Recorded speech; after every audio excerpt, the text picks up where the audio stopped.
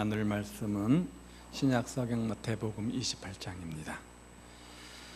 신약성경 마태복음 28장 1절에서 10절까지입니다. 1절에서 10절까지 한 절씩 교독하도록 하겠습니다. 1절부터 10절까지입니다. 안식일이 다 지나고 안식구 첫날이 되려는 새벽에 막달라 마리아와 다른 마리아가 무덤을 보려고 갔더니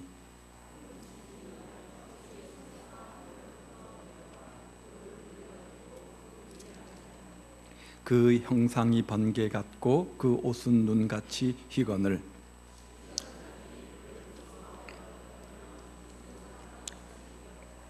천사가 여자들에게 말하여 이르되 너희는 무서워하지 말라. 십자가에 못 박히신 예수를 너희가 찾는 줄을 내가 아노라.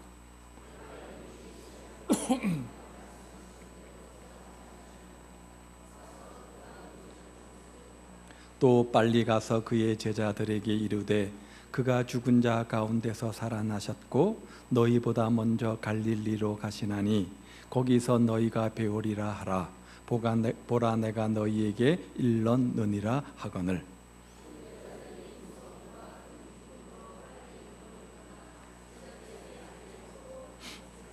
예수께서 그들을 만나 이르시되 평안하냐 하시거늘 여자들이 나아가 그 발을 붙잡고 경배하니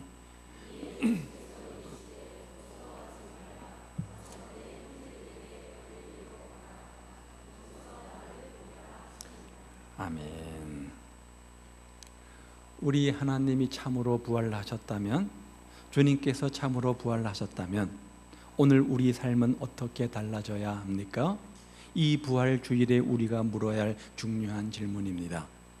예수님께서 십자가에 돌아가신 후 제자들은 뿔뿔이 흩어져 가기 시작합니다.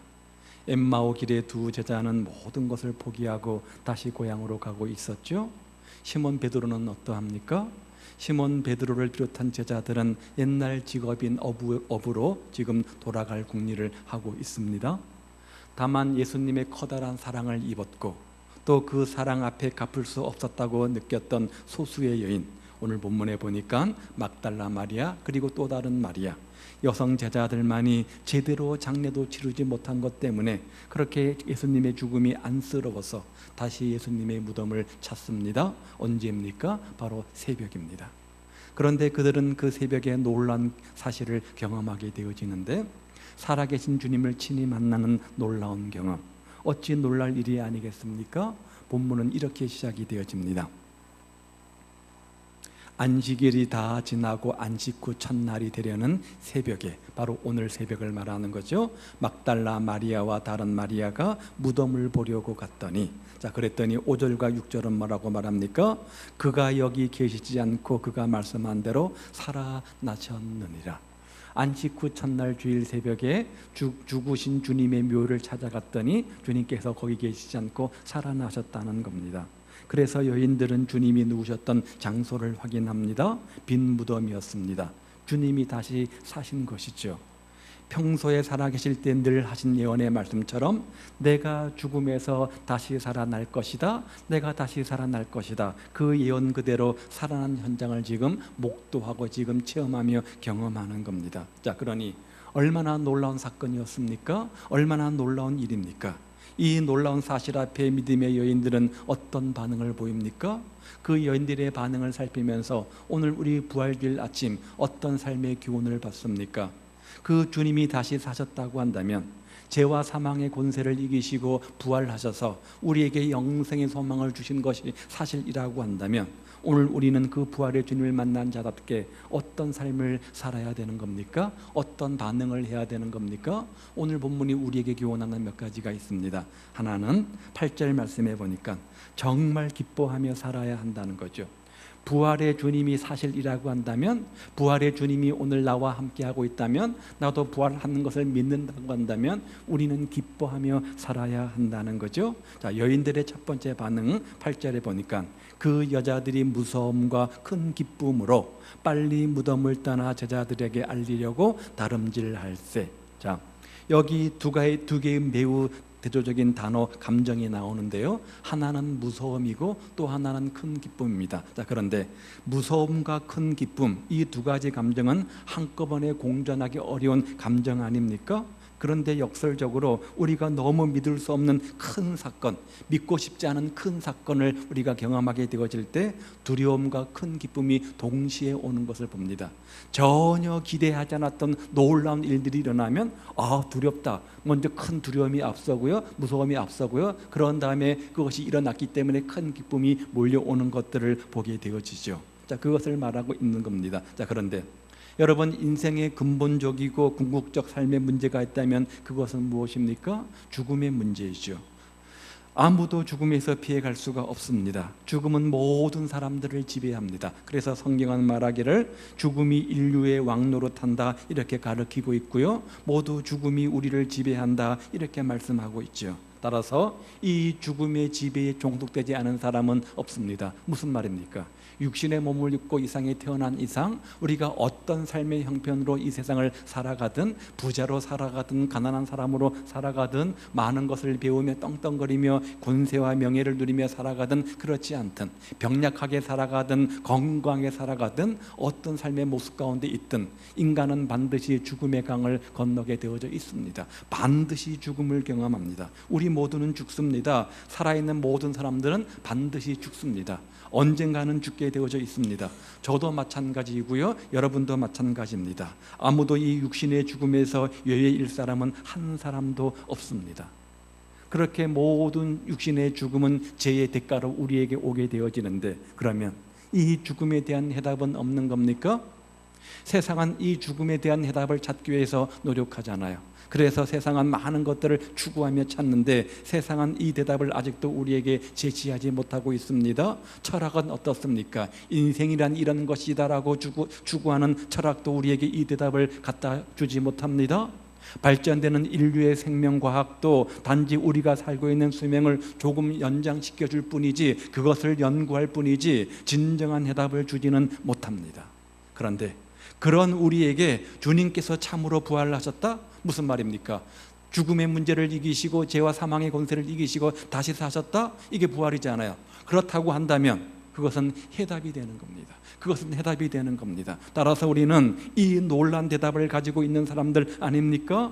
그리고 그 죽음에 대한 분명한 해답을 갖고 있다는 사실이 어찌 흥분할 일이 아니겠습니까? 어찌 기뻐해야 될 일이 아니겠습니까?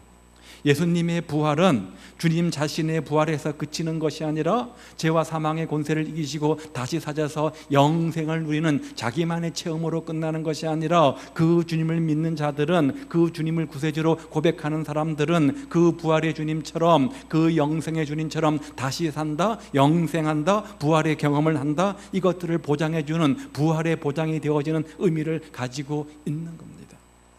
주님께서 부활하심으로 시청과 교육을 보여주시는 겁죠. 내가 죄와 사망의 권세, 죽음의 문제를 이기고 부활해서 영생 얻는 것처럼 너희들도 주 안에서 이렇게 될 수 있다, 상징적으로 보여주는 사건이 뭐예요? 바로 부활의 사건이잖아요. 그래서 요한복음 11장 25절 말씀에 보면, 나는 부활이요 생명이니 나를 믿는 자는 죽어도 다시 살겠고 살아서 나를 믿는 자는 영원히 죽지 아니하리라. 이 말이 무슨 말입니까? 육신의 죽음을 경험치 않는다는 말이 아니잖아요. 예수 믿는 사람들도 육신의 죽음은 경험합니다. 그런데 더 중요한 영원한 죽음, 100년 살다가 가는 육신의 죽음은 의미 없는 거잖아요. 영원한 천국, 영원한 지옥, 영원한 죽음이 있는데요, 그 영원한 죽음에서 영생한다, 영원히 산다, 이 말 아닙니까? 그런데 누가 이런 선언을 할 수 있습니까? 누가 이런 선포를 할 수 있습니까? 나를 믿으면 영원히 산다, 누가 이런 선포를 할 수 있습니까? 이 선언은 한 사람도 할 수 없는, 오직 주님만 할 수 있는 선언이죠. 왜? 부활하셨으니까. 그래서 과거에도 없고 현재도 없고 미래도 없는 이 영원한 선언, 주님만 할 수 있는 이 영원한 선언, 그것은 주님께서 죄와 사망의 권세를 이기시고 친히 죽음의 문제를 해결하시고 부활하셨기 때문에 할 수 있는 선언이요, 그 중심에는 내가 이렇게 되어진 것처럼 너희도 주 안에서 얼마든지 부활해서 영생을 누릴 수 있다, 이것을 우리에게 교훈하는 거죠. 그러니 기뻐해야 돼요, 안 해야 돼요? 기뻐해야 되죠. 그러니 감사해야 돼요, 안 해요? 감사해야 됩니다. 우리 가운데 어떤 사람이 암을 완전히 정복할 수 있는 특별약을 발명했다고 해보십시오. 어떡하겠습니까? 흥분할 일입니까? 아닙니까? 기뻐할 일입니까? 아닙니까? 흥분할 일이죠. 감동의 도가니 아닙니까? 기뻐해야 될 일입니다. 그리고 여기 암을 정복한 약이 발명되었습니다. 돌아다니면서 소리칠 겁니다. 외칠 겁니다. 기뻐할 겁니다. 그런데 암 치료약은 죽음을 완전히 해결하는 방법은 아니잖아요. 단지 암을 치료함으로 육신의 죽음을 조금 연장시킬 뿐이지 완전한 죽음의 문제를 해결하는 특효약은 아니잖아요. 그런데 예수님은 이 죽음에 대한 완전한 해답으로서 부활을 지금 우리에게 선포하고 있는 겁니다. 따라서 이 부활이 참으로 사실이라면, 여러분과 저의 부활이 분명히 보장된 사실이라고 한다면, 주님께서 죽으시고 부활하심으로 영생을 얻은 것처럼 우리도 예수 안에서 나중에 영생을 누리는 부활의 삶이 된다는 것을 믿는다고 한다면, 우리는 얼마나 기뻐할 사람들입니까? 우리는 얼마나 흥분해야 될 사람들입니까? 그러니까 기뻐하라, 그러니까 감사하라, 이렇게 말씀하는 거죠. 이 세상을 지배하는 가장 강력한 힘은 죽음의 힘입니다. 죽음은 모든 것을 지배합니다. 그 죽음의 문제를 해결하기 위해서 인류 태초부터 지금까지 이 문제를 해결하기 위해서 수많은 노력들과 방법과 연구를 찾아오지 않았습니까? 그러나 해답을 얻지 못합니다. 죽음은 모든 것을 삼키는 힘이 있습니다. 아무도 죽음의 세력을 대적할 수가 없습니다. 건강도요, 명예도요, 지식도, 돈도, 부도, 그 어떤 것도 죽음의 문제를 막을 수는 없습니다. 그런데 그 죽음의 힘이 너무나 막강한 것인데, 너무나 무서운 것인데, 너무나 두려운 세력인데, 그것보다 더 강력한 힘, 더 강력한 세력, 더 큰 힘이 있다. 성경은 이렇게 가르치는 겁니다. 뭐예요? 죽음을 패배시킨 부활이라는 거죠. 죽음을 패배시킨 부활이라는 거죠. 죄와 사망의 권세를 이기신 부활의 능력이라는 거죠. 따라서 그 부활의 능력이 우리 안에 있다고 한다면, 그 부활의 주님이 우리와 함께 하신다고 한다면, 오늘 우리가 세상을 살면서 이것저것 많은 부딪히는 삶의 시련들이 있습니다. 어려움들이 있습니다. 힘겨운 것들이 있습니다. 그렇다고 할지라도 그 부활의 능력 때문에, 그 부활의 주님 때문에 우리가 두려워하거나 절망하지 않게 된다는 거예요. 이 죽음 건너편에 부활의 놀라운 소망을 바라보면서 지금 내 안에 역사하시는 그 부활의 능력으로 말미암아 삶의 시련을 넉넉히 일어설 수 있는 힘과 은혜와 능력을 우리가 삶의 현장 속에 공급받게 되어진다는 거죠. 문제는 부활의 소망이 있는가, 부활의 신앙이 있는가, 부활의 능력이 있는가 하는 문제겠죠. 주님이 죽음을 이기시고 부활하셨다면, 그리고 부활하신 주님이 지금 우리와 임마누엘 함께 하신다면, 우리는 넉넉히 기뻐해야 될 이유가 있는 겁니다. 이 기쁨을 가지고 사시기를 우리 주님의 이름으로 축복드립니다. 이것이야말로 부활하신 주님 앞에서 우리의 마땅한 태도요 반응 아니겠습니까? 그 기쁨이 저와 여러분에게 있기를 우리 주님의 이름으로 축복을 드립니다. 그 기쁨이 회복되어지는 부활주일 아침이시기를 우리 주님의 이름으로 축복을 드립니다.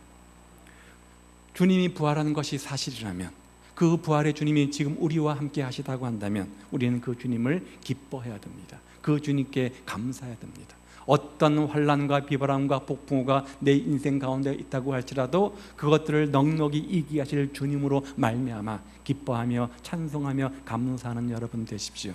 두 번째는요, 9절 말씀에 보니까 경배하며 살아야 된다고 말하죠. 예수께서 그들을 만나 이르시되 평안하냐 하시거늘 여자들이 나아가 그 발을 붙잡고 경배하니.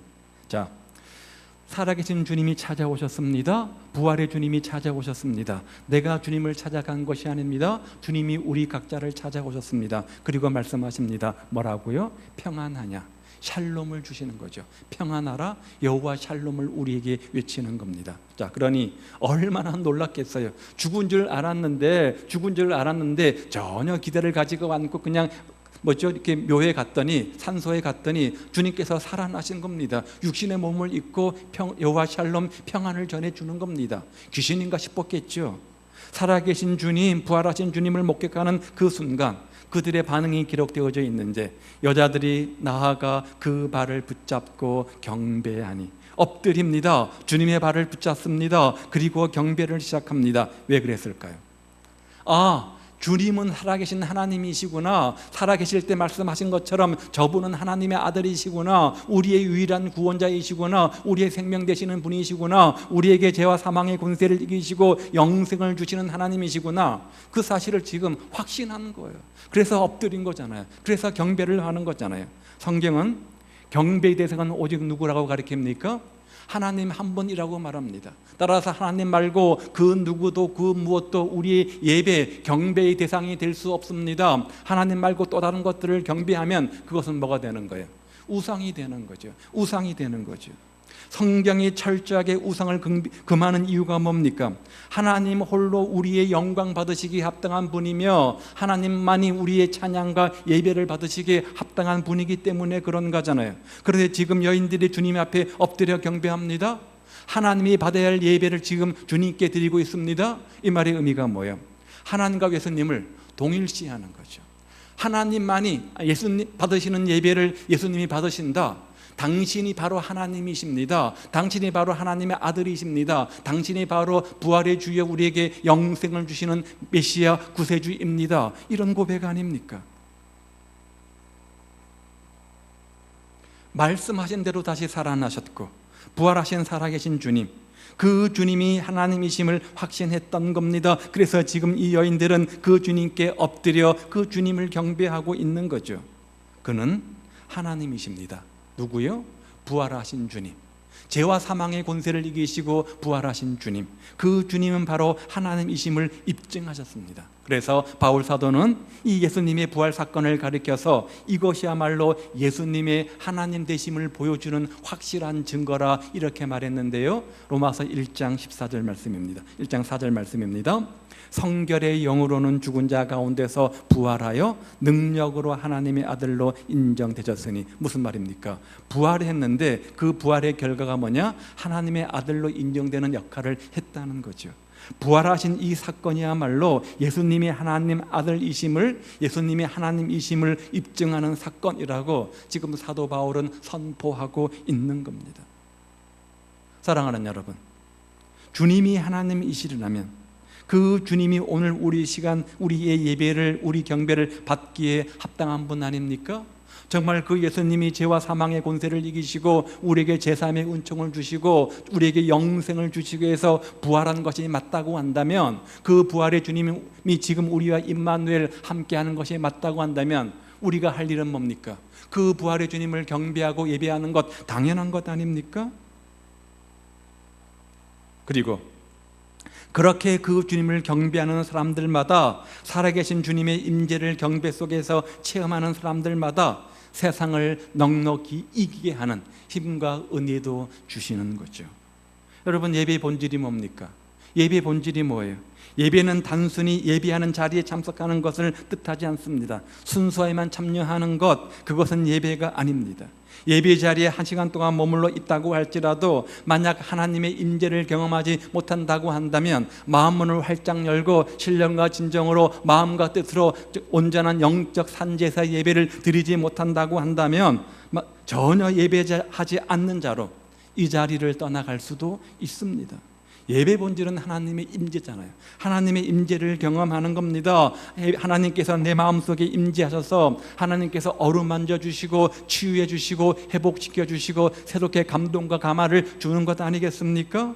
거기서 하나님을 찬양하고 하나님께 기도하고 성령으로 내게 다가오신 하나님의 임재를 체험하는 순간, 살아계신 주님을 우리가 체험하는 그 순간, 살아계신 주님과 함께 예배장을 떠나는 그 순간, 우리는 세상을 이길 수 있는 하나님의 사람이 되는 거죠.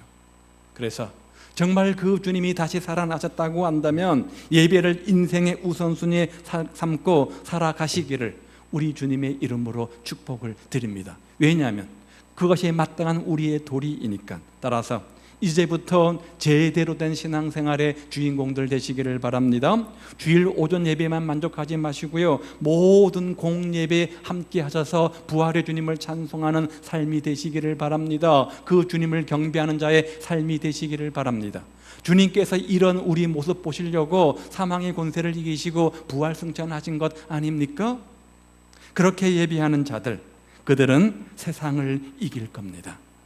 정말 주님이 다시 살아나셨다고 한다면 그 부활의 주님을 우리는 기뻐해야 됩니다. 감사해야 됩니다.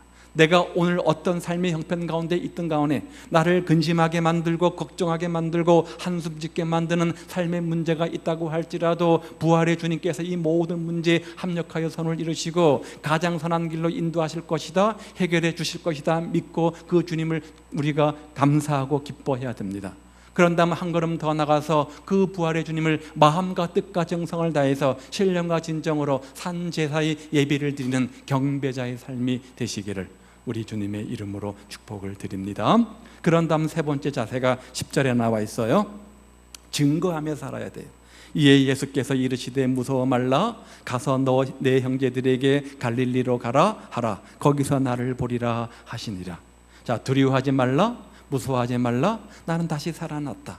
이렇게 말씀하시면서 이 여인들에게 한 가지 부탁을 하죠. 너희는 갈릴리로 가라. 가서 형제들에게 전하되 내가 다시 살아났다, 내가 다시 살아났다, 그것을 증거하라. 이렇게 말씀합니다. 자, 그런데 11절 말씀에 보시면요, 11절 말씀에 보시면 여자들이 갈 때 뭐 했다는 거예요? 그 말씀 앞에 뭐 했다는 거예요? 순종했다는 거예요. 순종했다는 거죠. 이성적으로 이해가 안 되는 부분인지 모르겠어요. 받아들이기 힘든 부분인지 모르겠어요. 그러나 믿고 순종했어요. 주님께서 가라고 말씀하셨습니다. 그랬더니 즉각적으로 순종하는 이 여인들의 모습을 보죠.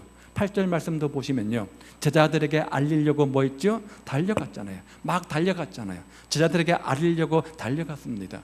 부활의 주님을 딱 만났는데 어떻게 침묵할 수 있겠습니까? 어떻게 걸어갈 수 있겠습니까? 놀랄 놀자가 일어났는데, 기적이 일어났는데 그것이 사실이라고 한다면 가만히 있을 수 없잖아요. 빨리 달려가서 뭐 해야 돼요? 알려야 되잖아요. 뭐를요? 부활의 주님을 알려야 되잖아요. 그래서 막 달려간 거예요. 침묵할 수 없었던 거예요.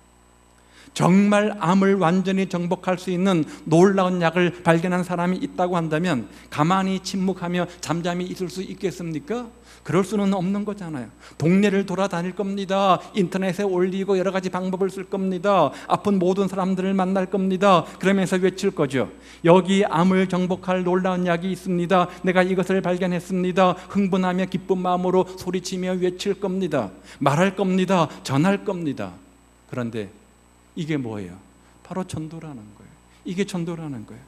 우리가 참으로 주님이 부활한 것을 믿는 사람이라고 한다면 어찌 잠잠히 가만히 있을 수 있습니까? 그 부활의 주님을 입을 벌려 증거하는 것이 마땅한 거죠. 이 여인들처럼. 구약의 열왕기하 7장 말씀에 보면 한 가지 사건이 나오죠. 옛날 사마리 땅에 기근이 들었습니다. 거기에다가 설상가상으로 그들은 시리아에서 쳐들어온 아람 군대에 의해서 완전히 포위가 되고 말았습니다. 그야말로 아무것도 할 수 없는 정말 굶어 죽게 생긴 거죠. 식량이 다 떨어졌습니다.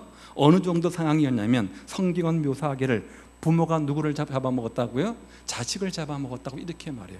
얼마나 배가 고팠으면, 얼마나 굶주렸으면, 얼마나 아사 직전이었으면 부모 심정에서 자식을 잡아먹겠습니까? 아비 규환이죠. 이때 그 성문 곁에 있던 나 환자 몇 사람이 이래 주거나 저래 주거나 매찬가지인데 죽기를 각오하고 한밤중에 적진으로 가보자. 그래서 가봅니다. 붙들리면 죽지 뭐 이판사판인 거죠. 적진에 탁 들어갔더니 적들은 다 도망가고 한 명도 없는 거예요. 대신에 뭐만 남아 있었어요? 그들이 가져온 식량들은 산더미처럼 쌓여있는 놀란 장면을 목격합니다. 어떻게 했을까요? 배가 고픈데 미친 사람처럼 막 먹어대는 거예요. 정신없이 막 먹습니다. 그러다가 한참 먹다가 그들에게 한 가지 생각이 딱 떠오릅니다. 그러면서 그들이 이렇게 고백합니다. 나병 환자들이 그 친구에게 서로 말하되 우리가 이렇게 해서는 아니 되겠도다. 오늘은 아름다운 소식이 있는 날이거늘 우리가 침묵하고 있도다. 만일 밝은 아침까지 기다리면 벌이 우리에게 미칠지니 이제 떠나 왕궁에 가서 알리자 하고 가서 그들에게 말하여 이르되. 이렇게 군 뉴스가 있는데, 이렇게 복음 좋은 소식이 있는데 어찌 우리만 먹고 배부를 수 있겠느냐? 어찌 우리가 침묵할 수 있겠냐? 그런 인간의 도리가 아니다. 우리가 도리가 아니다. 그러면 우리에게 벌이 임할 것 같으니까 빨리 가서 이 좋은 소식을 증거하자, 알리자. 가서 어떻게 했다고요? 가서 그들에게 말하여 이르되.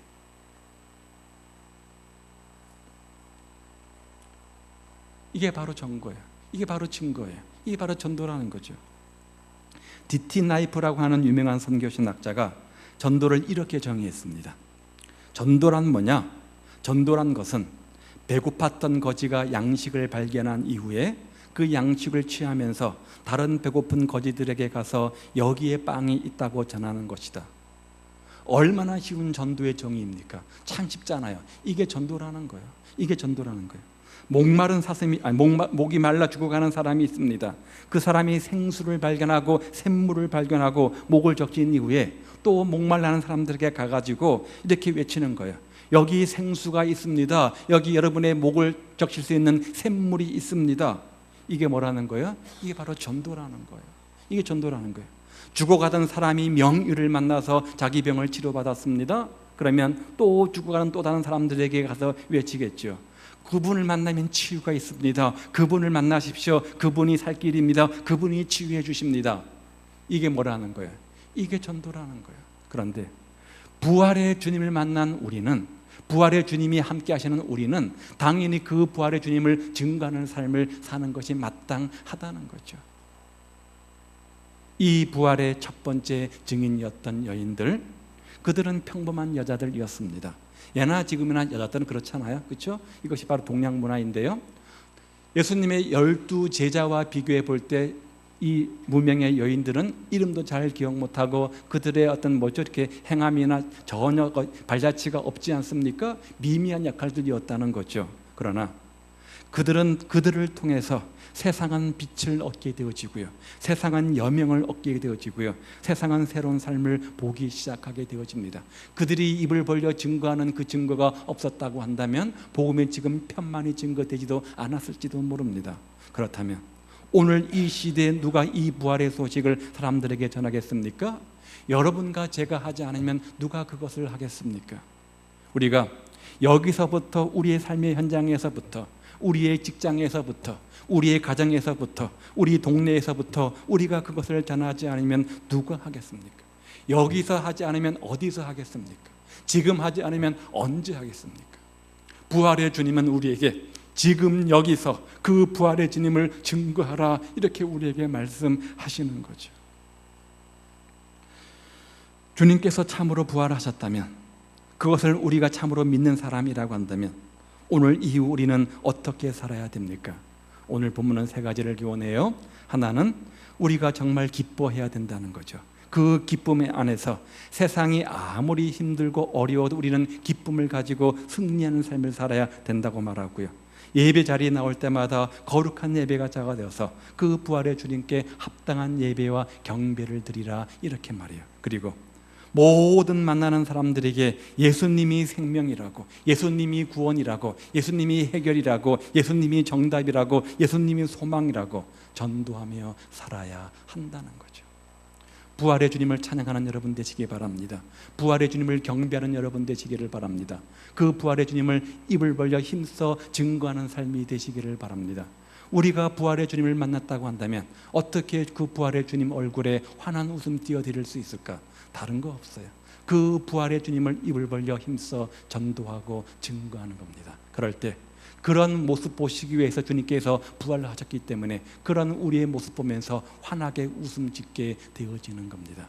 그런 부활의 증인들 다 되시기를 우리 주님의 이름으로 축복을 드립니다. 기도하겠습니다.